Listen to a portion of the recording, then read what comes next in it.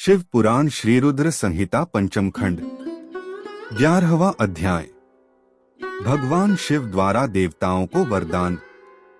व्यास जी बोले, हे सनत कुमार जी, आप परम शिव भक्त हैं और ब्रह्मा जी के पुत्र हैं।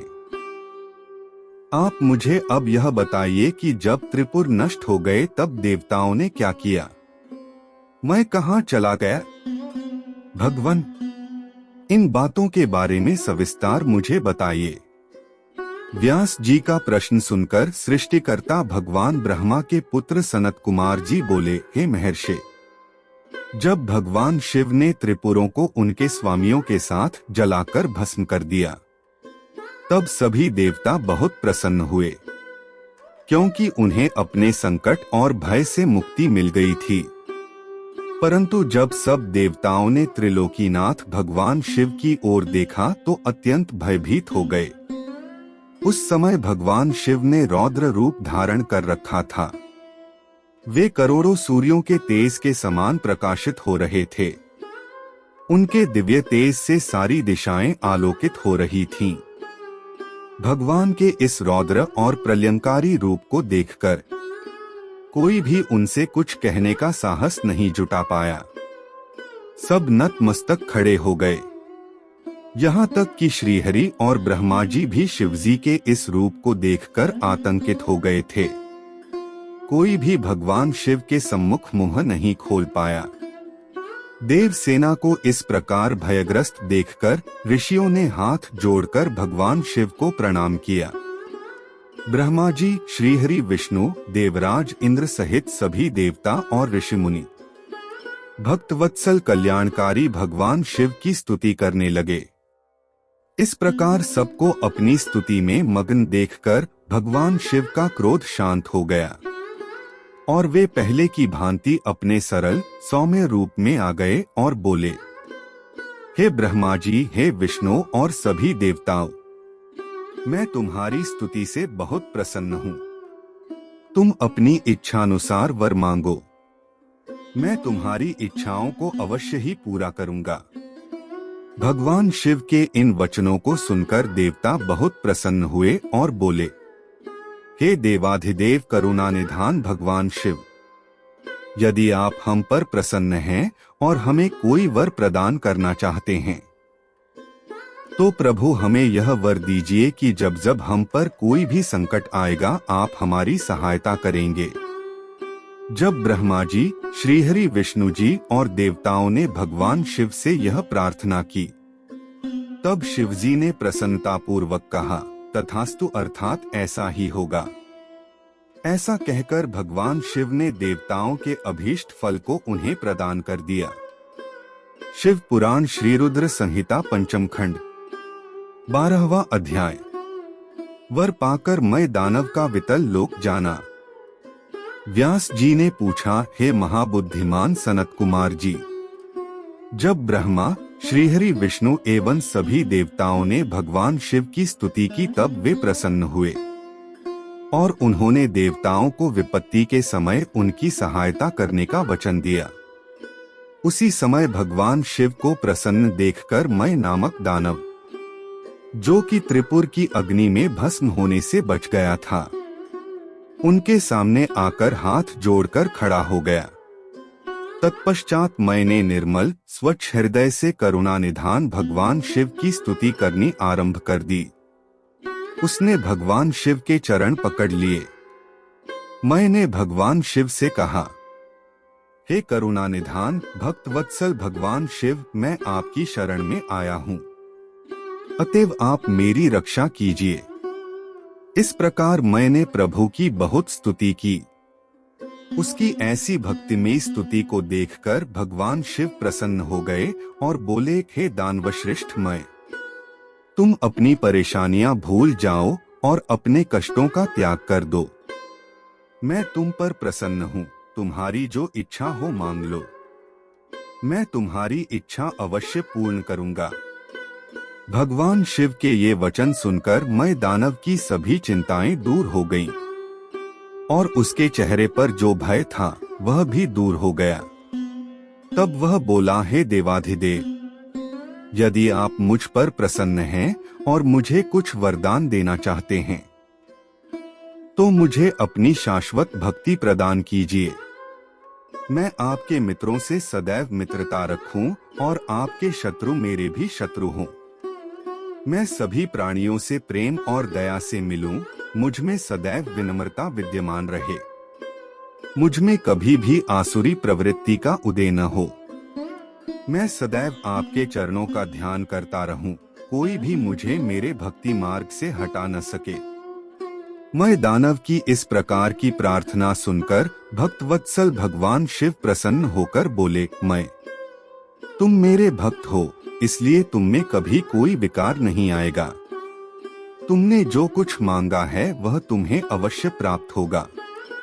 तुम सदैव मेरे अनन्य भक्त बने रहोगे तथा मेरी विशेष कृपा तुम पर रहेगी। अब मैं तुम्हें वितल लोक जाने की आज्ञा प्रदान करता हूँ। तुम वहीं पर निर्भय होकर मेरी भक्ति में मगन रहो। भगवान शिव की आज्ञा मानकर मैं दानव वहां से सब देवताओं व अपने आराध्य भगवान शिव को प्रणाम कर वितल लोक चला गया। तत्पश्चात देवाधिदेव भगवान शिव भी देवी पार्वती सहित वहां से अंतर्धान हो गए। त्रिलोकीनाथ भगवान शिव के वहां से अंतर्धान होते ही उनके अभीष्ट कार्यों को पूरा करने के लिए उपलब्ध कराए गए साधन जैसे उनके धनुष, बाण, रथ आदि भी वहां से अदृश्य हो गए। तब वहां उपस्थित ब्रह्मा जी, श्रीहरि, विष्णु, देवराज इंद्र व अन्य सभी देवता व ऋषि मुनि भी हर्षपूर्वक अपने आराध्य भगवान शिव का गुणगान करते अपने अपने लोकों को चले गए। भगवान शिव के इस रुद्र रूप का स्मरण करने से शत्रुओं का विनाश होता है।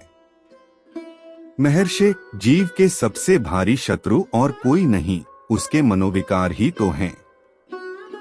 इनके वशीभूत होकर जीव अपने लक्ष्य से भटककर नष्ट हो जाता है।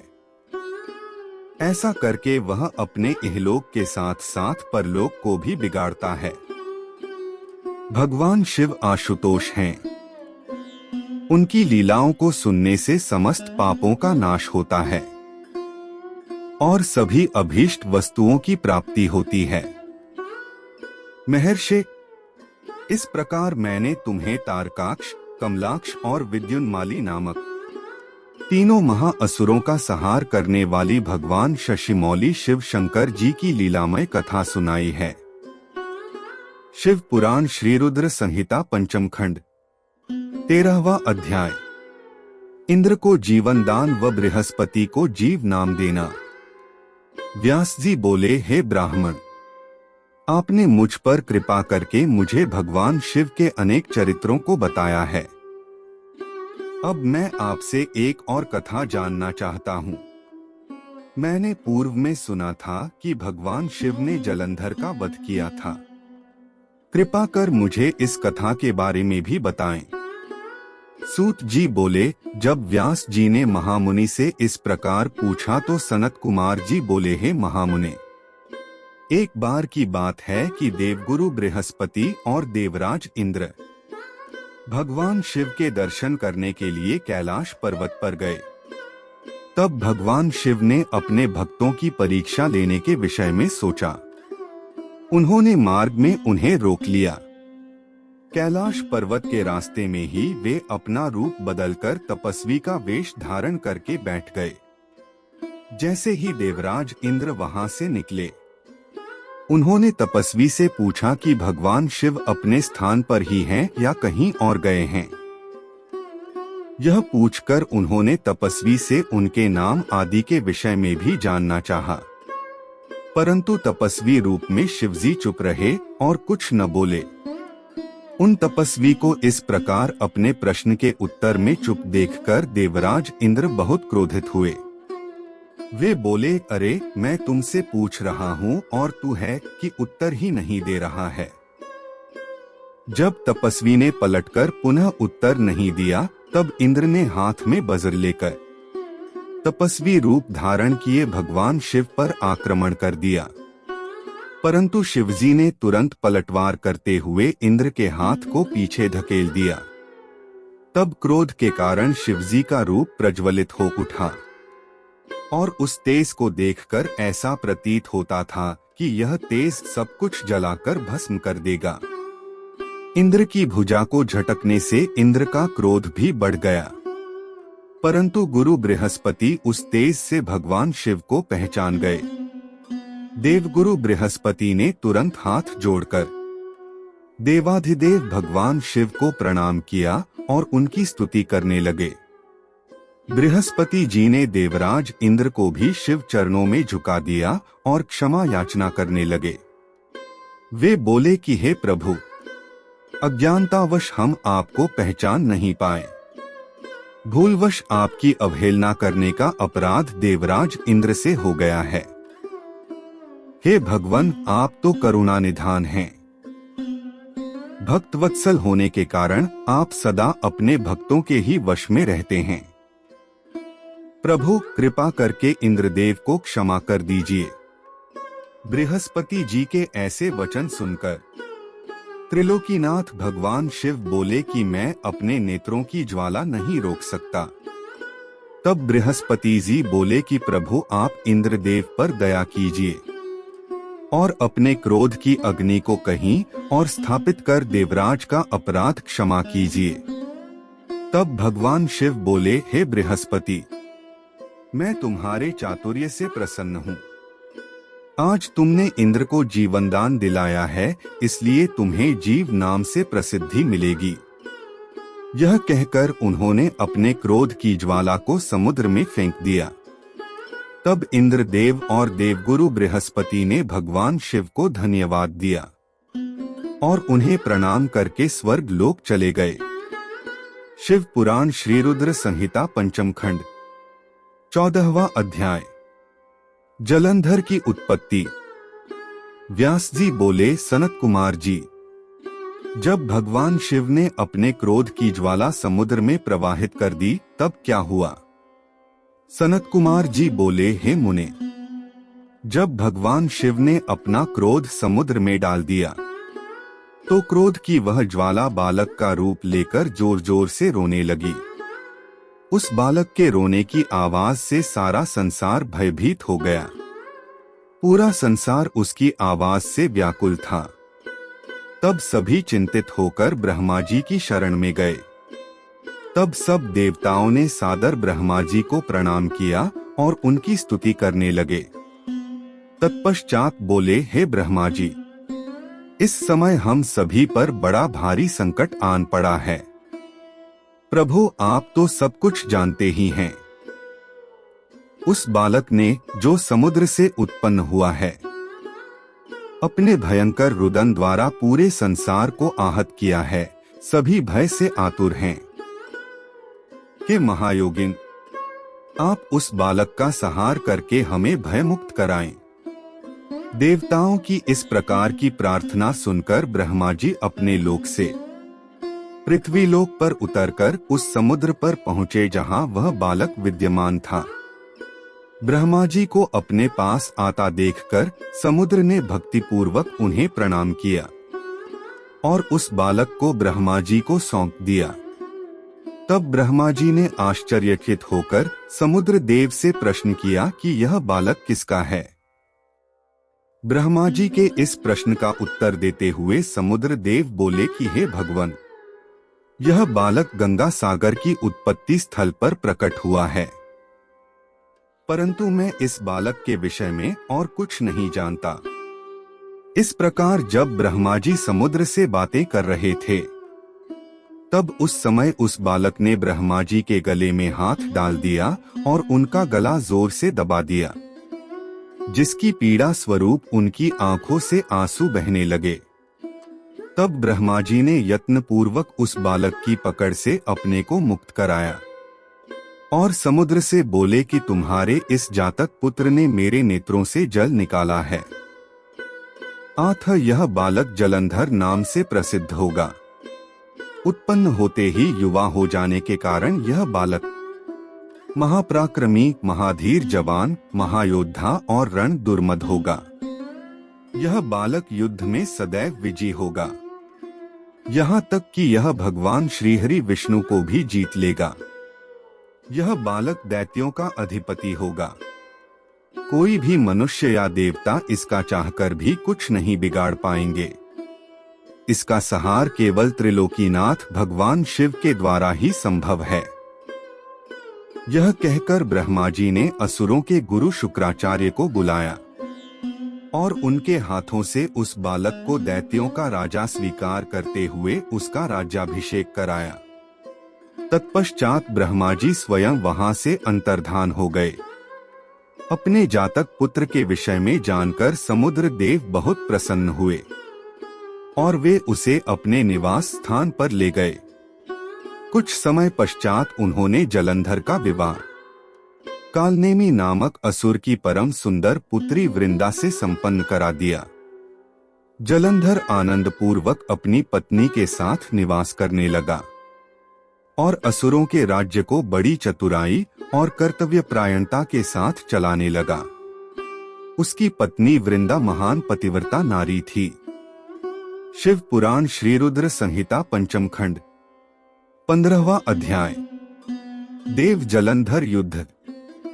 सनत कुमार जी बोले, हे महर्षि, एक दिन की बात है, असुरराज जलंधर अपने दरबारियों एवं मंत्रियों के साथ अपनी राजसभा में विराजमान था। तभी वहां असुरों के महान गुरु शुक्राचार्य पधारे। वे परम कांतिमान थे और उनके तेज से सब दिशाएं प्रकाशित हो रही थीं। शुक्राचार्य को वहां आया देखकर जलंधर राजसिंहासन से उठा और आदर पूर्वक अपने गुरु को नमस्कार करने लगा। तत्पश्चात उन्हें सुयोग्य दिव्य आसन पर बिठाया। फिर उसने भी अपना आसन ग्रहण किया। अपने गुरु की यथायोग्य सेवा करने के उपरांत जलंधर ने शुक्राचार्य से प्रश्न किया कि गुरुजी, राहु का सिर किसने काटा था? इसके बारे में आप मुझे सविस्तार बताइए। शुक्राचार्य ने अपने शिष्य सागर पुत्र जलंधर के प्रश्न का उत्तर देना आरंभ किया। वे बोले, एक बार देवताओं और असुरों ने मिलकर सागर के गर्भ में छुपे अनमोल रत्नों को निकालने के लिए सागर मंथन करने के विषय में सोचा। इस प्रकार दोनों असुरों व देवताओं में यह तय हुआ कि जो कुछ भी समुद्र मंथन से प्राप्त होगा उसे देवताओं और असुरों में आधा आधा बांट लिया जाएगा। तब दोनों ओर से देवता और असुर प्रसन्नता पूर्वक इस कार्य को पूरा करने में लग गए। समुद्र मंथन में बहुत से बहुमूल्य रत्न आदि प्राप्त हुए, जिसे देवताओं और असुरों ने आपस में बांट लिया। परंतु जब समुद्र मंथन द्वारा अमृत का कलश निकला तो राहु ने देवता का रूप धरकर अमृत पी लिया। यह जानते ही देवताओं के पक्षधर भगवान विष्णु ने राहु का सिर अपने सुदर्शन चक्र से काट दिया। राहु ने यह सब देवराज इंद्र के बहकावे में आकर किया था।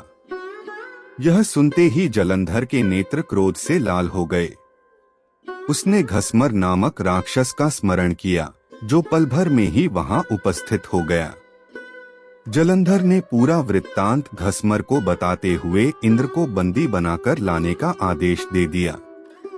घस्मर जलंधर का वीर और पराक्रमी दूत था। वह आज्ञा पाते ही इंद्रदेव को लाने के लिए वहां से चला गया। देवराज इंद्र की सभा में पहुंचकर जलंधर के दूत ने अपने स्वामी का संदेश इंद्र को सुना दिया। वह बोला कि तुमने मेरे स्वामी जलंधर के पिता समुद्र देव का मंथन करके उनके सभी रत्नों को ले लिया है। तुम वह सभी रत्न लेकर और अपने अधीनस्थों के साथ मेरे स्वामी की शरण में चलो। घस्मर के वचन सुनकर देवराज इंद्र अत्यंत क्रोधित हो गए और बोले कि उस सागर ने मुझसे डरकर अपने अंदर सभी रत्नों को छुपा लिया था। उसने मेरे शत्रु असुरों की भी मदद की है और उनकी रक्षा की है। इसलिए मैंने समुद्र के कोश पर अपना अधिकार किया है। मैं किसी से नहीं डरता हूँ। जाकर अपने स्वामी को बता दो कि हिम्मत है तो इंद्र के सामने आकर दिखा। देवराज इंद्र के ऐसे वचन सुनकर जलंधर का घसमर नामक दूत वापस लौट गया। उसने अपने स्वामी जलंधर को इंद्र के कथन से अवगत कराया। यह सुनकर जलंधर के क्रोध की कोई सीमा न रही और उसने देवलोक पर तुरंत चढ़ाई कर दी। अपनी वीर पराक्रमी असुर सेना के साथ उसने देवराज इंद्र पर आक्रमण कर दिया।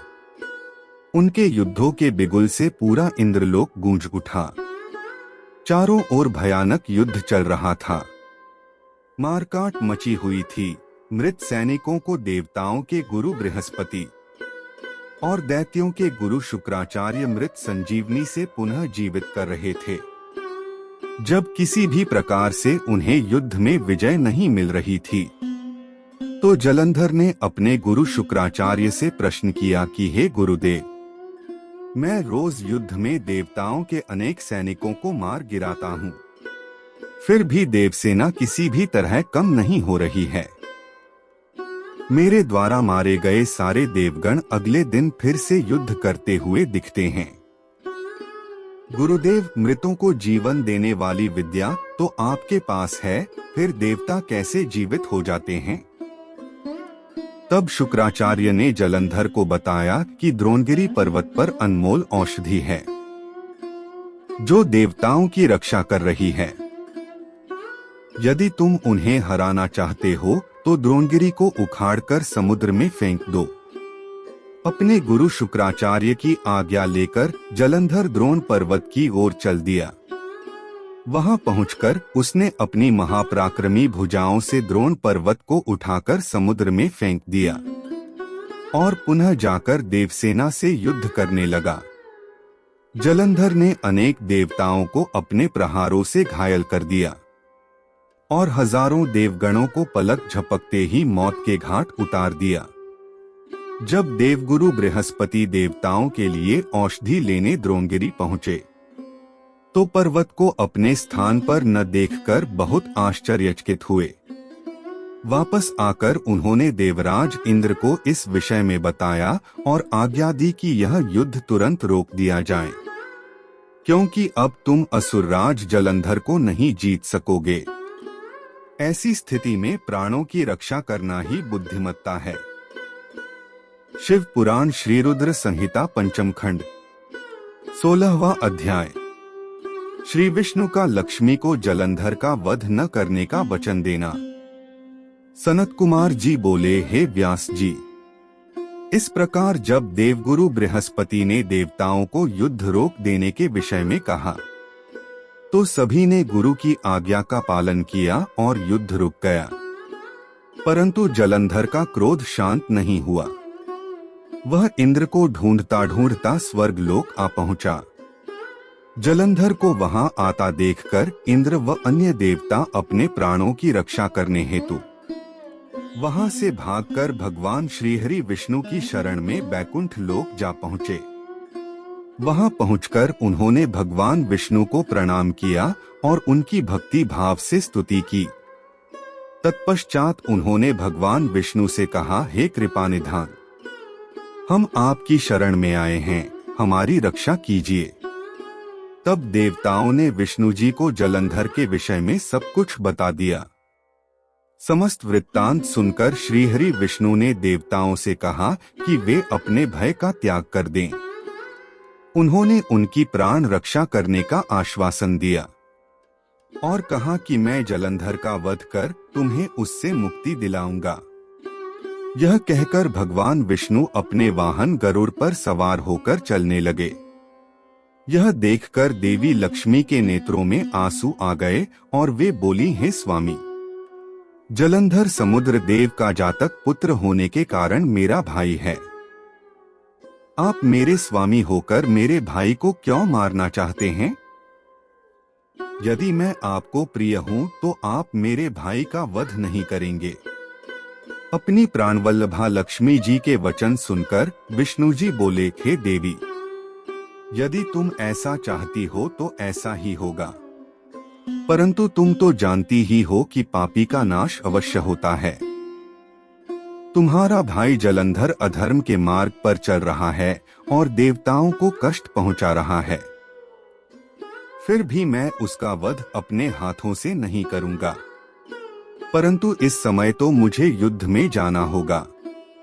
यह कहकर भगवान विष्णु युद्धस्थल की ओर चल दिए। भगवान विष्णु उस स्थान पर पहुंचे जहां असुरराज जलंधर था। भगवान विष्णु को आया देखकर देवताओं में हर्ष और ऊर्जा का संचार हुआ। देवसेना अत्यंत रोमांचित हो गई। सभी देवताओं ने हाथ जोड़कर श्रीहरि को प्रणाम किया। भगवान विष्णु का मुखमंडल अद्भुत आभा से प्रकाशित हो रहा था। उनके दिव्य तेज के सामने दैत्य और दानवों का खड़े रह पाना मुश्किल हो रहा था। श्रीहरि विष्णु के वाहन गरुड़ के पंखों से निकलने वाली प्रबल वायु ने वहां पर आंधी सी ला दी थी। इस आंधी में दैत्य इस प्रकार घूमने लगे जिस प्रकार आसमान में बादल घूमते हैं। अपनी सेना को ऐसी विकट परिस्थिति में देखकर जलंधर अत्यंत क्रोधित हो उठा। शिव पुराण श्री रुद्र संहिता पंचम खंड 17वां अध्याय। श्री विष्णु जलंधर युद्ध।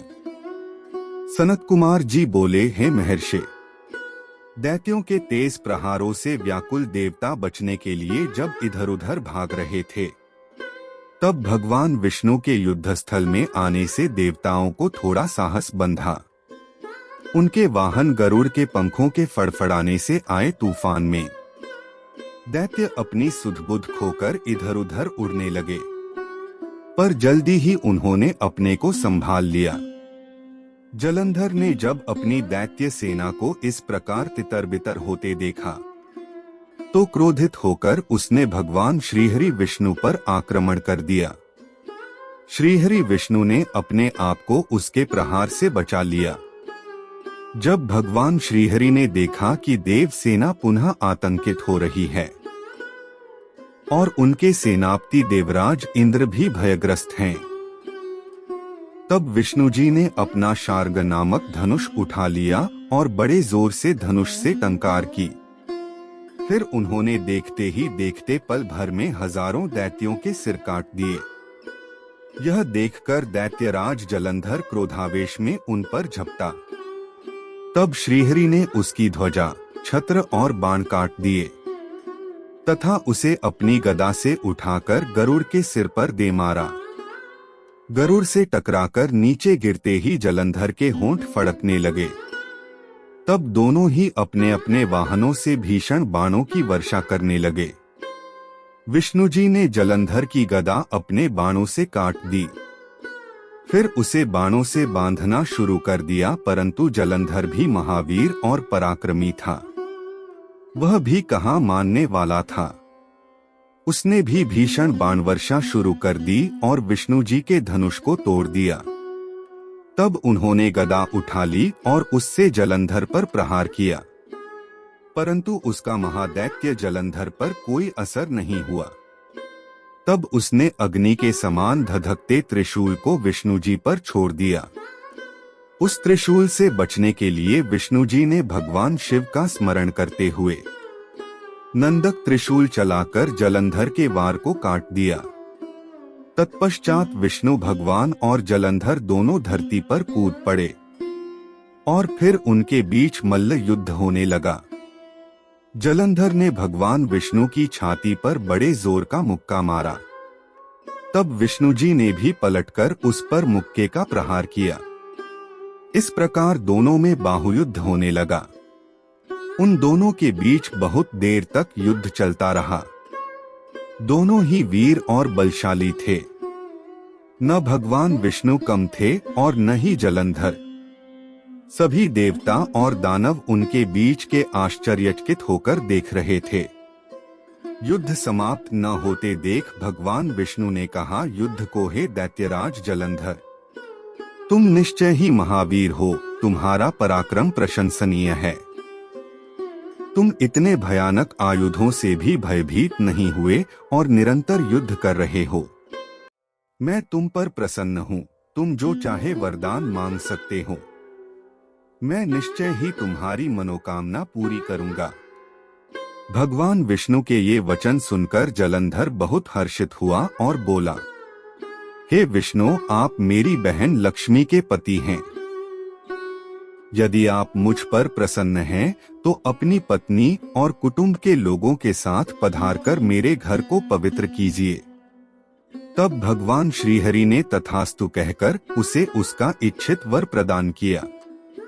अपने दिए गए वर के अनुसार श्रीहरि विष्णु देवी लक्ष्मी व अन्य देवताओं को अपने साथ लेकर जलंधर का आतिथ्य ग्रहण करने के लिए उसके घर पहुँचे। जलंधर उन्हें देखकर बहुत प्रसन्न हुआ और उसने सब देवताओं का बहुत आदर सत्कार किया और उनकी वहीं पर स्थापना कर दी। विष्णु परिवार के स्थापित हो जाने के बाद जलंधर निर्भय होकर श्री विष्णु के अनुग्रह से त्रिभुवन पर शासन करने लगा। उसके राज्य में सभी सुखी थे और धर्म कर्म का पालन करते थे। शिव पुराण श्री रुद्र संहिता पंचम खंड 18वां अध्याय। नारद जी का कपट जाल। सनत कुमार जी बोले, हे मुनीश्वर, जब जलंधर इस प्रकार धर्म पूर्वक राज्य कर रहा था तो देवता बड़े दुखी थे। उन्होंने अपने मन में देवाधिदेव भगवान शिव का स्मरण करना शुरू कर दिया और उनकी स्तुति करने लगे। एक दिन नारद जी भगवान शिव की प्रेरणा से इंद्रलोक पहुँचे। नारद जी को वहां आया देखकर सभी देवताओं सहित देवराज ने उन्हें प्रणाम किया और उनकी स्तुति करने लगे। तब नारद जी को उन्होंने सभी बातों से अवगत कराया और उनसे प्रार्थना की कि वे उनके दुखों को दूर करने में मदद करें। यह प्रार्थना सुनकर नारद जी बोले कि देवराज, मैं सब कुछ जान गया हूँ। मैं अवश्य ही तुम्हारे कार्य को पूर्ण करने का प्रयास करूंगा। अभी तो मैं दैत्यराज जलंधर से मिलना चाहता हूँ, इसलिए उसके राजमहल में जा रहा हूँ। यह कहकर नारद जी जलंधर के राज्य की ओर चल दिए। वहां पहुंचकर नारद जी ने जलंधर की राजसभा में प्रवेश किया। उन्हें देखकर दैत्यों के स्वामी जलंधर ने उन्हें सिंहासन पर बैठाया, उनके चरणों को धोया और पूछा, हे ब्राह्मण, आप कहां से आ रहे हैं? मैं धन्य हुआ जो आपने मेरे घर को पवित्र किया है। मुझे आज्ञा दीजिए कि मैं आपकी क्या सेवा करूं? दैत्यराज जलंधर के ऐसे वचन सुनकर नारद जी बोले, हे दैत्यराज जलंधर, आप धन्य हैं। निश्चय ही आप पर सभी की कृपा है। इस लोक में आप सब सुखों को भोग रहे हैं। जलंधर, अभी कुछ समय पूर्व मैं ऐसे ही घूमते हुए कैलाश पर्वत पर गया था। वहां कैलाश पर मैंने सैकड़ों कामधेनुओं को हजारों योजन में फैले कल्पत्रु के वन में घूमते हुए देखा। वह कल्पत्रु वन दिव्य, अद्भुत और सोने के समान है। वहीं पर मैंने भगवान शिव और उनकी प्राणवल्लभा देवी पार्वती को भी देखा। भगवान शिव सर्वांग सुंदर, गौरवर्णी 3 नेत्रों वाले हैं और अपने मस्तक पर चंद्रमा धारण किए हुए हैं। असुरराज, इस पूरे त्रिलोक में उनके समान कोई भी नहीं है। उनके समान समृद्धिशाली और ऐश्वर्य संपन्न कोई भी नहीं है। तभी मुझे तुम्हारी धन संपत्ति का भी ध्यान आया, इसलिए मैं तुम्हारे पास आ गया। नारद जी के वचनों को सुनकर जलंधर अत्यंत गर्वित महसूस करने लगा और उसने महर्षि नारद को अपने धन के खजाने और सभी संचित अमूल्य निधियां दिखा दी। जलंधर की धन संपदा देखकर नारद जी जलंधर की प्रशंसा करते हुए बोले, हे दैत्येंद्र, आप अवश्य ही इस त्रिलोक के स्वामी होने के योग्य हैं।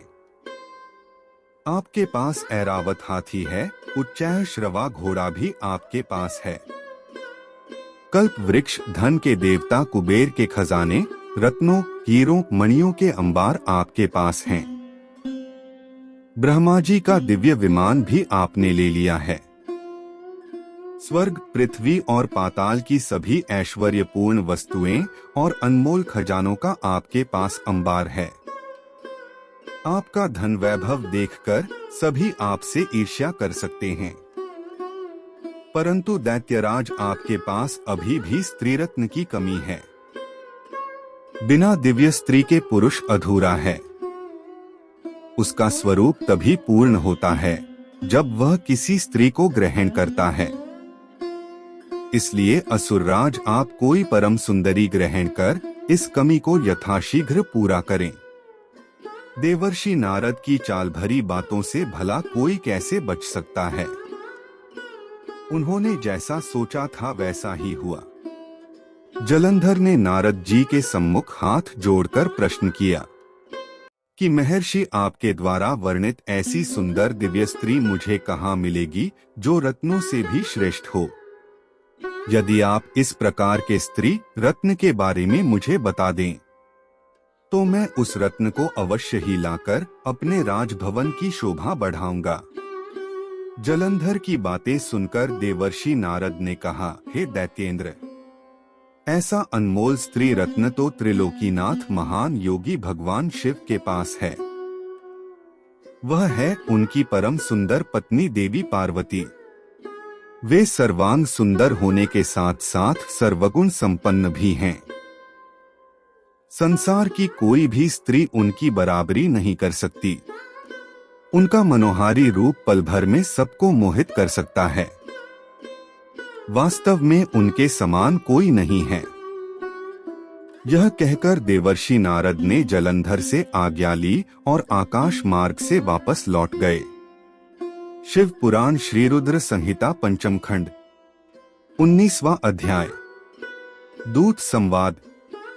व्यास जी बोले, हे सनत कुमार जी, जब देवर्षि नारद इस प्रकार दैत्यराज जलंधर को देवी पार्वती की सुंदरता और भगवान शिव के परम ऐश्वर्य और समृद्धि के बारे में बताए, तब वहां क्या हुआ? दैत्यराज ने क्या किया?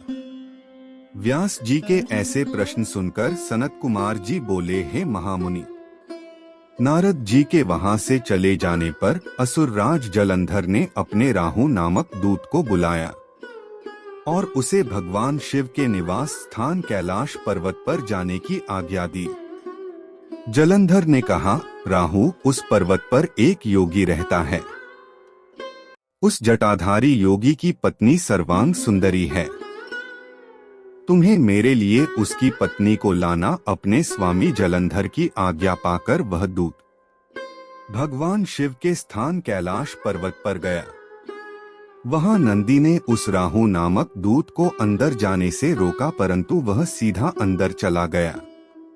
वहां कैलाशपति भगवान शिव के सामने उसने अपने स्वामी दैत्यराज जलंधर का संदेश शिवजी को सुना दिया। जैसे ही असुरराज जलंधर के दूत राहु ने यह संदेश त्रिलोकीनाथ भगवान शिव को सुनाया, उसी समय शिवजी के सामने की धरती फट गई और उसमें से एक बड़ा भयानक गर्जना करता हुआ पुरुष प्रकट हुआ। वह पुरुष अत्यंत बलशाली और वीर जान पड़ता था। उसका मुख सिंह के समान था और ऐसा लगता था कि सिंह मानव का रूप लेकर साक्षात सामने आकर खड़ा हो गया है। वह नृसिंह रूपी पुरुष तुरंत राहु को खाने के लिए झपटा। यह देखकर राहु अपने प्राणों की रक्षा करने के लिए दौड़ा, परंतु असफल रहा। उसने राहु को कसकर पकड़ लिया। जब राहु ने देखा कि अब बचने का कोई रास्ता नहीं बचा है, तब राहु भगवान शिव से यह प्रार्थना करने लगा कि वे उसके प्राणों की रक्षा करें।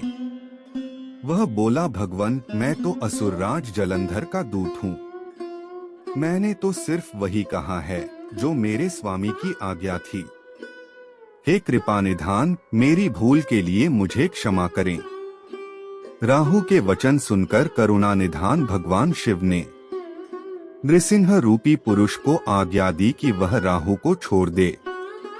अपने प्रभु की आज्ञा पाकर उसने राहु को छोड़ दिया। जब उसने राहु को छोड़ दिया तब वह शिवजी से बोला कि भगवन, आपकी आज्ञा मानकर मैंने इस दुष्ट को छोड़ दिया है, परंतु हे प्रभु, मैं बहुत भूखा हूँ। अब मैं क्या करूँ? क्या खाकर अपनी भूख शांत करूँ?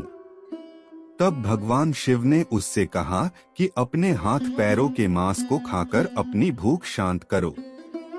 शिवजी की आज्ञा को शिरोधार्य कर उसने अपने हाथों और पैरों का मांस खा लिया। अब सिर्फ उसका सिर ही बचा था। यह देखकर भगवान शिव उस पर प्रसन्न हो गए और बोले, तुमने मेरी आज्ञा का पालन करके मुझे प्रसन्न किया है। तुम वाकई मेरे प्रिय हो। आज से तुम मेरे भक्तों भी द्वारा पूज्य होगे। जो भी मनुष्य मेरी पूजा करेगा वह तुम्हारी भी आराधना अवश्य करेगा। जो तुम्हारी पूजा नहीं करेगा उस भक्त पर मेरी कृपा दृष्टि नहीं होगी। उस दिन से वह कैलाश पर्वत पर भगवान शिव का प्रिय गण बनकर रहने लगा और संसार में स्वकीर्तिमुख के नाम से प्रसिद्ध हुआ। शिव पुराण श्री रुद्र संहिता पंचम खंड 20वां अध्याय। शिवगणों का असुरों से युद्ध। व्यास जी बोले, हे सनत कुमार जी, असुरराज जलंधर के राहु नामक दूत का क्या हुआ?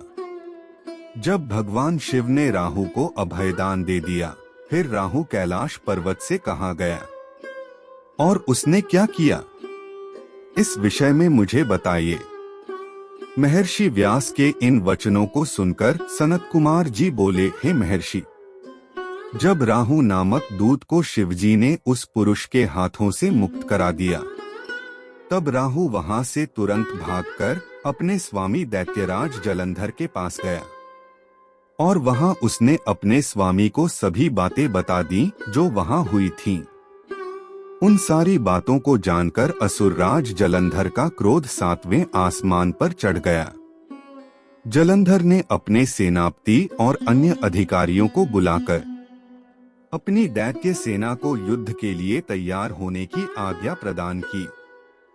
अपने स्वामी की आज्ञा पाकर कालनेमी, शुंभ निशुंभ आदि महावीर पराक्रमी दैत्य युद्ध के लिए तैयारी करने लगे। जलंधर की विशाल चतुरंगिणी दैत्य सेना भगवान शिव से युद्ध करने के लिए निकल पड़ी। उस सेना के साथ ही दैत्य गुरु शुक्राचार्य और राहु भी थे। इधर जब देवताओं को ज्ञात हुआ कि जलंधर अपनी सेना को साथ लेकर भगवान शिव से युद्ध करने के लिए निकल पड़ा है, तो देवराज इंद्र शिवजी को अवगत कराने के लिए कैलाश पर्वत पर गए और वहां उन्होंने त्रिलोकीनाथ भगवान शिव को सारी बातें बता दी। इंद्र ने भगवान विष्णु के विषय में भी उन्हें बताया कि भगवान विष्णु भी अपनी पत्नी देवी लक्ष्मी के साथ असुरराज जलंधर के वश में हैं और उसके घर में निवास करते हैं। इसी कारण हम सब देवता विवश हैं। हमें न चाहते हुए भी जलंधर के अधीन होना पड़ा है। भगवान, आप भक्त वत्सल हैं। आप अपने भक्तों की रक्षा कर हमें जलंधर से मुक्ति दिलाएं। उसे मारकर हमारे प्राणों की रक्षा करें।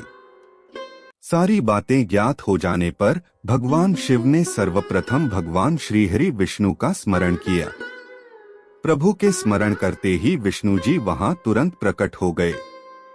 उन्हें देखकर शिवजी ने उनसे पूछा, हे विष्णु, तुम्हें मैंने दैत्येंद्र जलंधर का वध करने के लिए भेजा था, फिर तुमने उसका वध क्यों नहीं किया? आप उसके घर में क्यों निवास कर रहे हैं? अपने आराध्य भगवान शिव के ये वचन सुनकर भगवान श्रीहरि विष्णु ने अपने दोनों हाथ जोड़ लिए और विनम्रता पूर्वक बोले, हे करुणा निधान भगवान शिव, मैं जानता हूं कि आपने मुझे दैत्यराज जलंधर का संहार करने की आज्ञा दी थी, परंतु मैं उसे नहीं मार सका। इसलिए आपसे क्षमा याचना करता हूं, मेरी गलती क्षमा करें। प्रभु, मैंने जलंधर का वध इसलिए नहीं किया क्योंकि जलंधर मेरी प्राणवल्लभा देवी लक्ष्मी का भ्राता है और उसमें आपका अंश भी विद्यमान है। इसलिए उस दैत्य की वीरता से प्रसन्न होकर मैं उसके घर में निवास करता हूँ। भगवान विष्णु के वचनों को सुनकर त्रिलोकीनाथ भगवान शिव हंसने लगे। फिर बोले, देवताओं, तुम सभी सोच और चिंताओं को त्याग दो। तुम्हारी रक्षा के लिए मैं अवश्य ही जलंधर का संहार करूंगा। यह सुनकर सभी देवता निश्चिंत हो गए। इसी समय जलंधर अपनी विशाल सेना साथ लेकर कैलाश पर्वत के निकट पहुंच गया। उसने कैलाश पर्वत को चारों ओर से घेर लिया। उस समय बड़ा कोलाहल होने लगा। यह शोर सुनकर भगवान शिव को क्रोध आ गया। तब उन्होंने अपने गणों को आज्ञा दी कि वे जाकर राक्षसों से युद्ध करें। अपने आराध्य भगवान शिव की आज्ञा पाकर उनके गण युद्ध करने चले गए। शिवगणों और जलंधर की दैत्य सेना में बड़ा भीषण युद्ध होने लगा। शिवगण बड़ी वीरता से दैत्यों से भिड़ गए। उन्होंने कई दैत्यों को पल भर में ही मौत के घाट उतार दिया और सैकड़ों को घायल कर दिया। परंतु दैत्य गुरु शुक्राचार्य अपनी मृत संजीवनी विद्या से सभी मृत दानवों को पुनः जीवन दान दे रहे थे और वे उठकर पुनः युद्ध करने लगते थे। जब दैत्य सेना किसी भी प्रकार कम होने का नाम ही नहीं ले रही थी, तब शिवगण व्याकुल होने लगे। तब शिवगणों ने भगवान शिव के पास जाकर उन्हें इसकी सूचना दी। जब शिवजी को यह बात ज्ञात हुई कि यह सब शुक्राचार्य कर रहे हैं, तो वे क्रोधित हो उठे। उस समय भगवान शिव के मुख से एक भयंकर ज्वाला कृत्या के रूप में प्रकट हुई। उसका रूप अत्यंत रौद्र और भयानक था। वह वहां से सीधे युद्ध भूमि में गई और दैत्यों को पकड़ पकड़ कर खाने लगी। इसी प्रकार भ्रमण करते हुए कृत्या शुक्राचार्य के निकट पहुंची और उन्हें वहां से गायब कर दिया। जब अपने परम सहायक गुरु शुक्राचार्य उन्हें वहां न दिखाई दिए तथा हजारों वीर मारे गए या घायल हो गए, तब दैत्य सेना का मनोबल टूटने लगा। दैत्य सेना युद्ध भूमि छोड़कर भागने लगी। जलंधर के कालनेमी, शुंभ, निशुंभ आदि वीर दैत्य फिर भी पूरी ताकत से युद्ध करते रहे। इधर भगवान शिव की सेना का प्रतिनिधित्व करने वाले स्वामी कार्तिकेय और गणेश जी भी पूरे मनोयोग से दैत्य सेना को पछाड़ने के लिए युद्ध कर रहे थे।